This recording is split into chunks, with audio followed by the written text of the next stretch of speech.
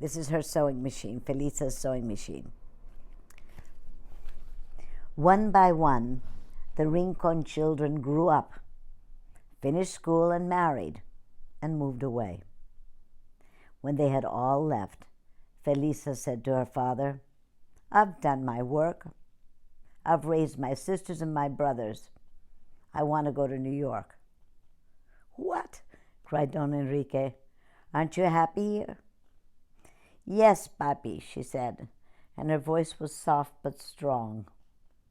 "But I have my own life to lead, and I need your help. I want to be a fashion designer.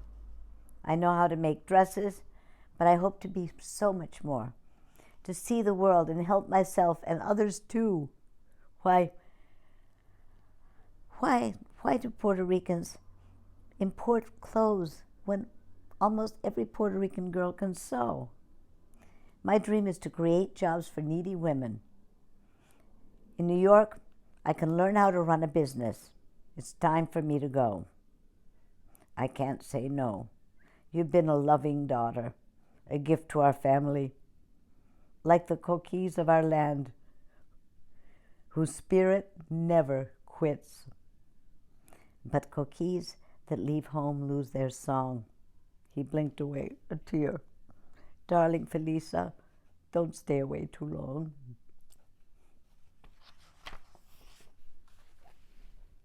That's New York. She takes, back in the olden days, you had to go by boat.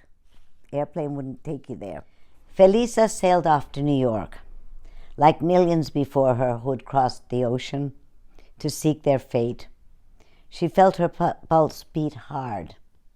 She pictured herself finding a job in a clothing factory and earning her living in a land where she'd speak English instead of Spanish. With hope in her heart, Felisa welcomed the challenge.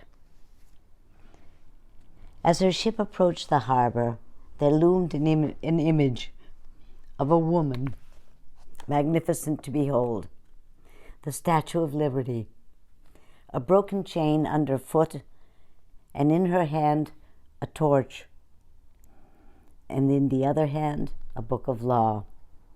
Here was a symbol of freedom, hope, and justice. She saluted it with awe. You see the Statue of Liberty?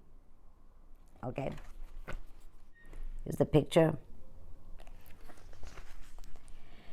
When she had mastered her trade, she returned home and opened Felisa's Style Shop on Calle Fortaleza in Old San Juan. She became her own boss, and she hired salesgirls and seamstresses. She created elegant fashions and sold them to the rich. She felt independent and free, and her return thrilled a certain Coquí, who made his home in the flower that she wore in her hair. Fashion designer Felisa perked up her look. She wound her braids around her head, tall and imposing, with dangly earrings and a bright-colored fan. She was easy to spot as she bustled around town. In her, people felt the spirit of Borinquen. "Señorita Felisa has a heart of gold," they'd say, seeing her help others, collecting clothes and goods and offering aid to the poorest neighborhoods. Felisa befriended needy women who welcomed her into their homes. Like her, they were used to working long days. They'd been kept out of school and strapped with infants to raise. Good-natured Felisa sympathized with their distress. She understood what it meant to feel ignorant and powerless.